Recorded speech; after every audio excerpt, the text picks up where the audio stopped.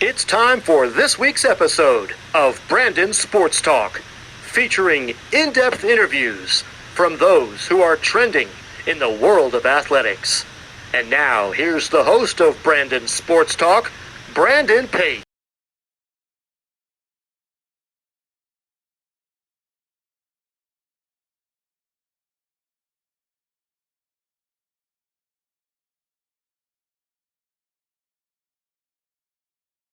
Welcome back to Brandon Sports Talk. In today's episode, I have the privilege to interview the Quincy University head football coach, Coach Gary Bass. How are you doing today? I'm doing well today, Brandon. How are you? I'm doing wonderful. Can you talk about how you knew that you wanted to get into coaching college football? Well, yeah, I think one of the biggest things, we spend a ton of time on culture development. One of the biggest things we talk about all the time is what's your why?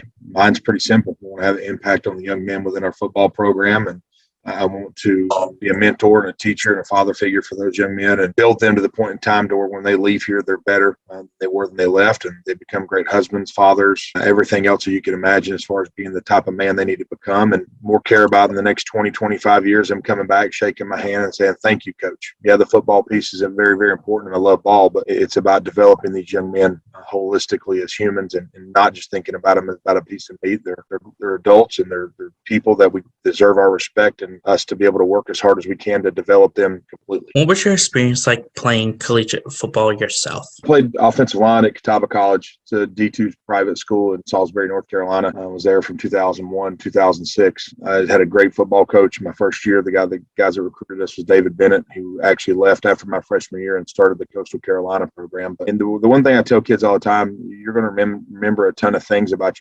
playing football in college, but I think the number one thing you remember is the relationships that you built with the people that you were there, the memories of road trip, fall camp stuff. And I mean, yeah, you remember games, you remember the wins and the losses. I was very lucky to be a part of a really good football team. We were 47-12 in college, but I think even more so than that was just the relationships you built, the people that you got a chance to meet, and all the memories and the things that happened in the dorms and everything else. So I definitely say the memories and things from that standpoint, even though I started for 3 years, was huge. What was that experience like getting to put on that Catawba College football jersey for the first time? I think it's one of those things I tell people all the time. It's a little surreal. Like when you go from high school to college, I think you always want to go out there and do the best you can. My freshman year, I got a chance to dress for every game, and not every freshman gets to.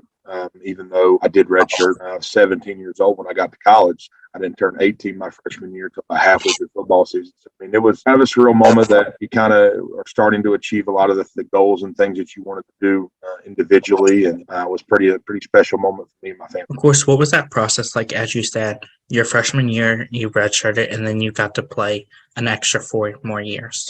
I think the biggest thing I tell kids all the time is if you get an opportunity to redshirt, you should take it. I mean, it allows you to adjust to college better, gives you the opportunity to be able to go to school and do well and get kick-started academically on the right note. It also gives you an opportunity to get bigger, stronger, learn the systems, whether you're talking offense or defense. So I think it just gives you a buffer time to be able to grow and mature as a human being, and it's humbling.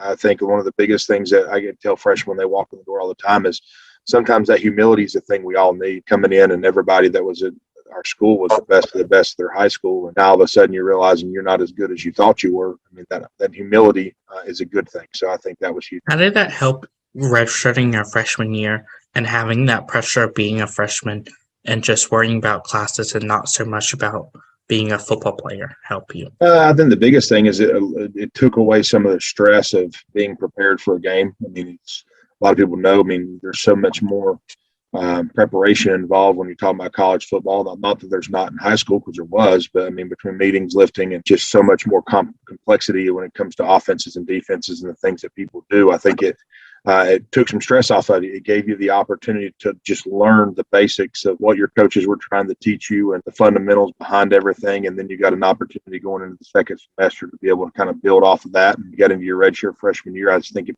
better prepares you to be more successful early on. Of course, what were some of your accomplishments throughout your collegiate time? I mean, my freshman year was really cool. I mean, I got a chance to dress. We lost in the semifinals We won our conference championship in 2001, played Central Arkansas at home, trying to the playoffs, and that's back when D2 only took 4 teams in all of Division II, and you're talking 150, 60 teams. 16 teams got a chance to go to the playoffs. So, I mean, we were in a small percentage of that. We got a chance to beat Central Arkansas in their last Division II game. They moved to FCS, went to Valdosta State, beat Valdosta State week 2, won the South region, and then we went and played Grand Valley State at their place before losing there. But, I mean, all in all, I think that the biggest thing I tell people all the time is you get what you put into something. I think one of the biggest things that we continue to preach to our guys is to be process-driven, not result-oriented. When you're process-driven, you think about the things that add up to the results. And I think when you're only result-driven, it's kind of like the definition of insanity. You're doing the same thing over and over again and expecting a different result. So I think my freshman year was awesome. We had opportunities to play a lot of really good football teams. We were ranked in the top 25 almost the entirety of my 5-year career. College, which was awesome. I had numerous friends that had an opportunity to play in the NFL, opened up a brand new stadium. So I can always sit here and say that I was a part of the first football program at Catawba College in their stadium that they're playing in now, and was starting the offensive line there. So they got a picture of the offensive snap ever in Catawba College history in the new stadium, and can sit here and say I was a part of that. So it was a pretty special time. What was that feeling like, as you said, playing in the first new stadium that is currently the stadium now? I think the biggest thing is it's a respect factor. I think it is one of those things that you don't always get a chance to do, whether you're talking about any program, be the first to doing something. I mean, Catawba had been a good football program, and we had an opportunity to build a new football stadium, and we got the opportunity to be the group that got to play in it first. And I think anytime you get an opportunity to do something for the first time, there's always, like I said earlier, a surreal moment that you get to be a part of something, some kind of history of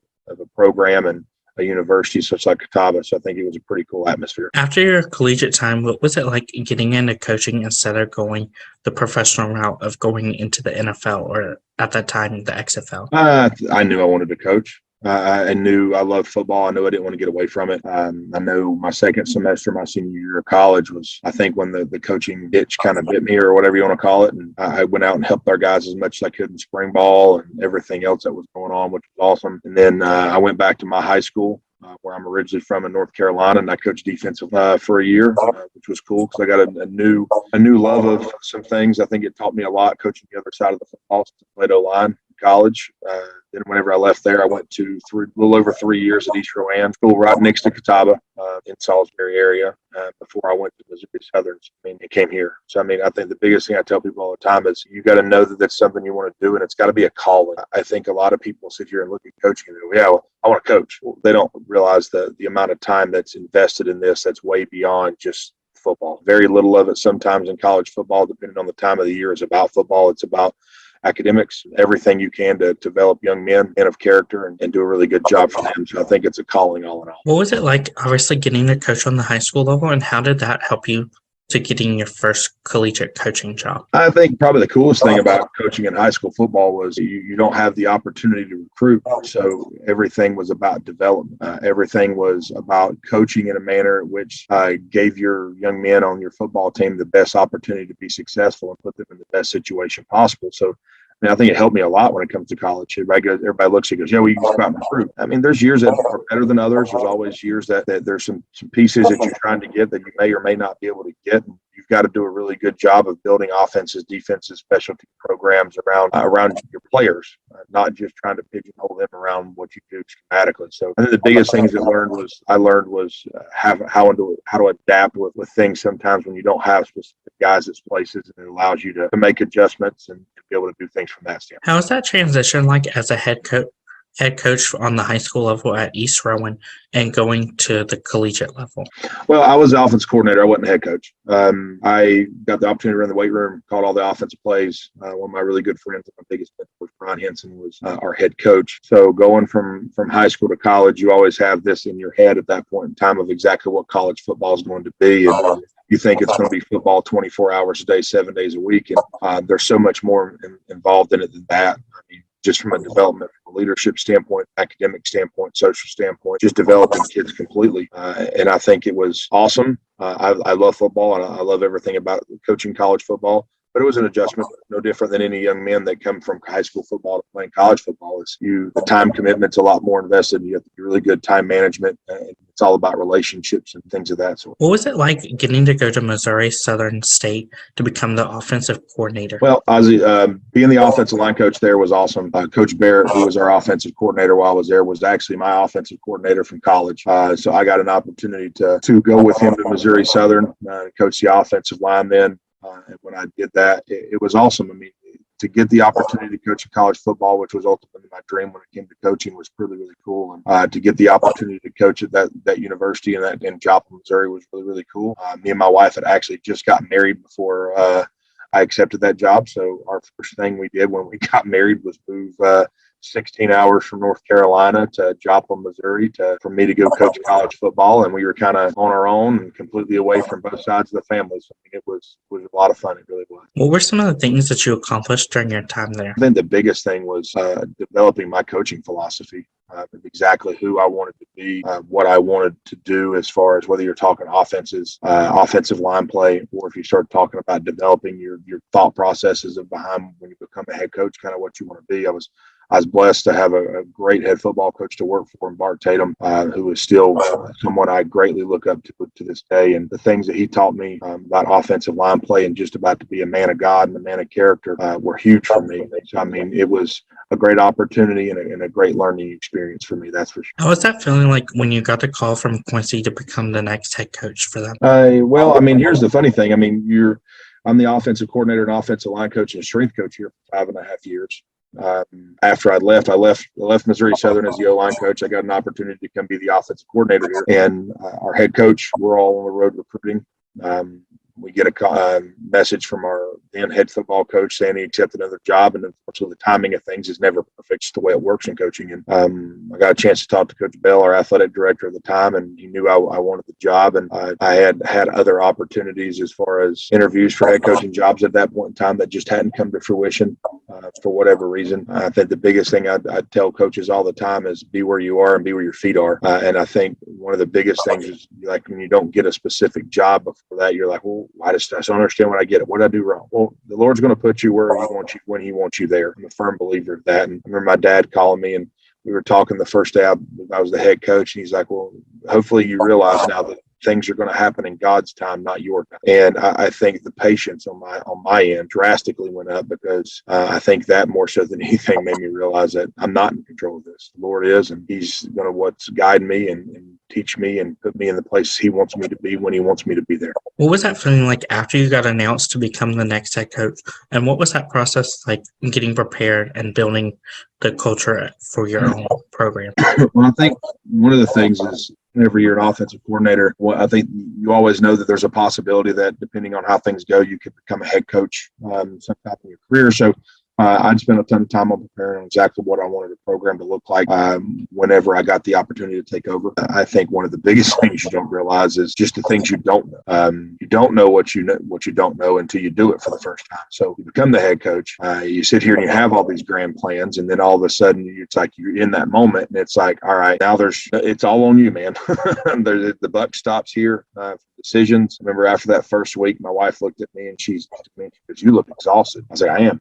I've never had to deal with, always had guys coming in offensively and things of that sort, asking questions about stuff. But every decision that has to be made by the program, every recruit, everything budgetary oriented, recruiting oriented, culture side of things, leadership approaches, the buck stops with me. So it was a great opportunity. It was a huge learning curve. And I know we had to spend a ton of time developing the culture of this football program because I thought we needed to stand for something. I didn't feel like as if at that point in time we had a foundation and had a culture in which kids could sit here and tell you what we're about as a football program. And I can tell you 5+ years in now, without a shadow of a doubt, the young men within our football program know who we are, what we are, and they do it. Of course, how did your time as the offensive coordinator and just being in charge of the offense help you into getting the job as a head coach and being in charge of the whole team? I think anytime you get put in a management position in any capacity, whether you're talking about in sports or anything else, you have to have experience doing it. In football, I mean, you have never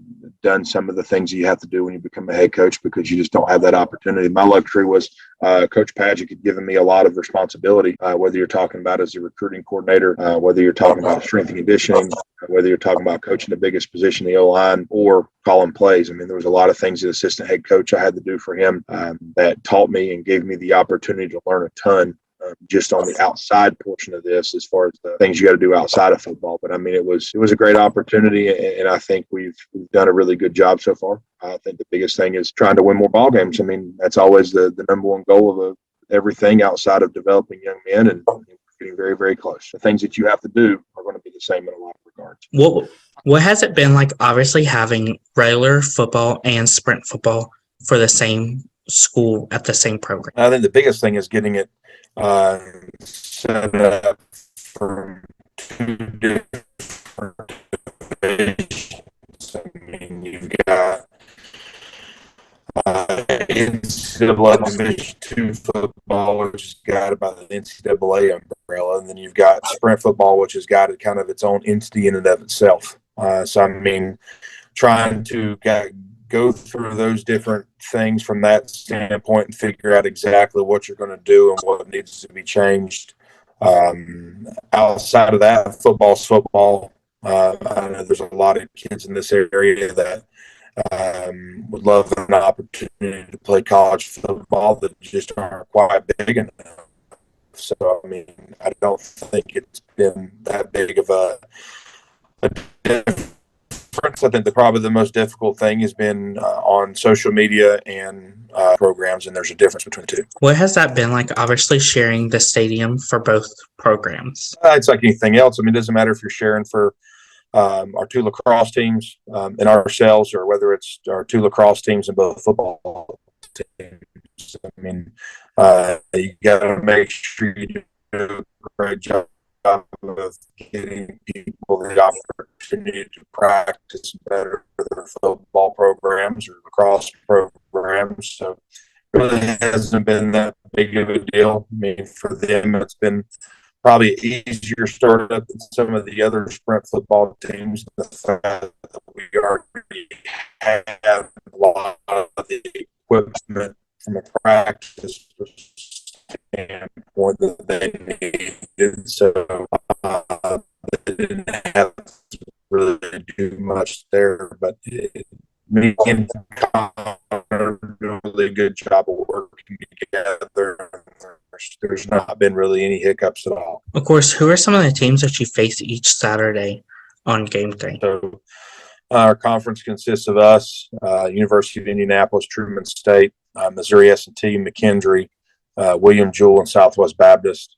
Upper Iowa, who is in, of course, Iowa is joining our league as well. So it's a competitive league, and I've had the opportunity to be in this conference since its inception 11 years ago. So it's got nothing but gotten better every single year, and we've been able to get a couple of teams in the playoffs once, and consistently had guys in the playoffs or in a postseason bowl game ever since. So it's conference has definitely improved drastically. As a head coach, what does a typical game day look like for you? I think it depends on home or away. I mean, if you're at home, we usually eat 4 hours before. I'm probably here usually sometimes 6 hours before game, just because I wanted to make sure 100% prepared for everything. Putting all together my notes of whether we're talking chapel or team meeting before we go out to the stadium or whatnot. But pretty much have the same routine for a lot of things I like to do. Spend time with my family beforehand as well. And just make sure our guys are mentally prepared and focused towards the task at hand, and that's winning a football game. And allowing them to have as much fun as we can. What does the recruitment process look like for those prospective student athletes looking to play collegiate football? I think it all starts with, for themselves, how they do academically. I mean, you limit yourself a lot whenever you're not doing well academically, as far as the number of schools that can actually recruit you. So making sure you do a really, really good job of taking care of yourself in the classroom.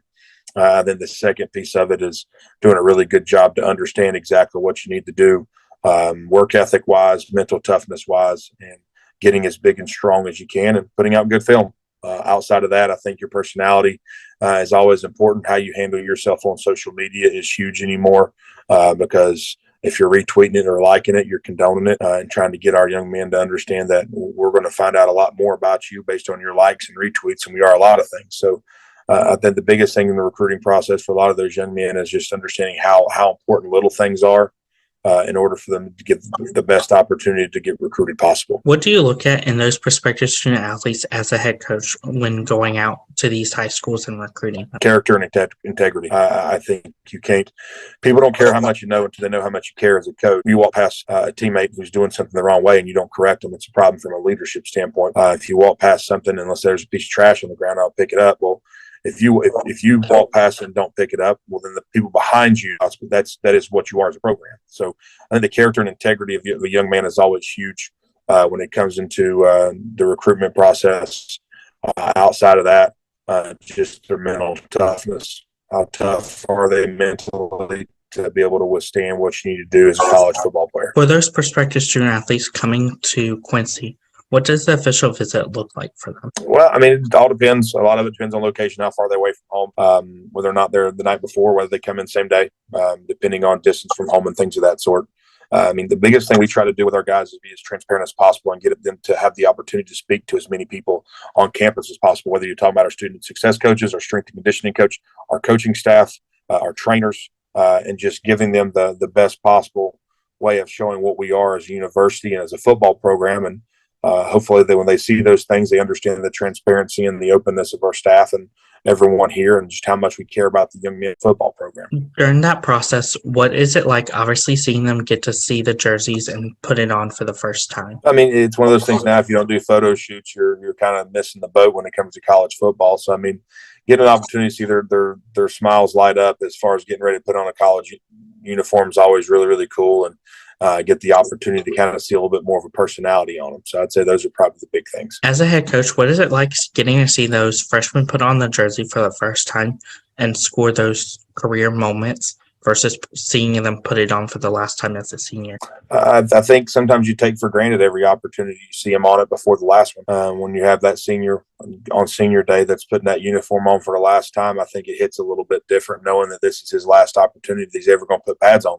Most of the time. We have a left tackle that's going to have an opportunity to play in the NFL, hopefully. But, I mean, there's a lot of times for most kids that's going to be their last opportunity. So I think it's always a special moment that last time when those guys are putting it on that you've been there. I've been there as a coach when I was a player. And it's just one of those things you want to appreciate and savor every second of that game because it'll be the one that you remember for the rest of your life. What are some of your future plans as a head coach for the program moving forward? I think the biggest things I tell people all the time is competitive excellence, getting our football program to take the next step, winning more football games. I think there's so many things we do a good job of, from academics to the way our kids behave to everything we're doing culturally. I think the next step for us is competing for a high level, be up there in the upper echelon of our conference to get an opportunity to hopefully in the future compete for a conference championship. What advice would you give those high school prospective student athletes looking to play collegiate football? All the time, be who you are and do it on purpose. I think